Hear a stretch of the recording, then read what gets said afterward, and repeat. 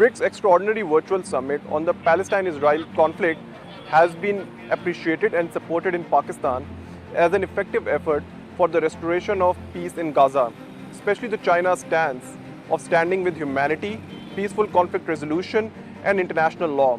In the BRICS summit, China has urged that the humanitarian corridors must be kept secure and unimpeded, and called upon the international community to act with practical measures to prevent the conflict from spilling and endangering stability in the Middle East as a whole. We need immediate humanitarian assistance. Immediate. We need ceasefire. So, ceasefire, de-escalation, humanitarian assistance, two-state solution. It is step-by-step and logical approach to this war, to this crisis. BRICS is coming up like a peace-loving, solution-based organization.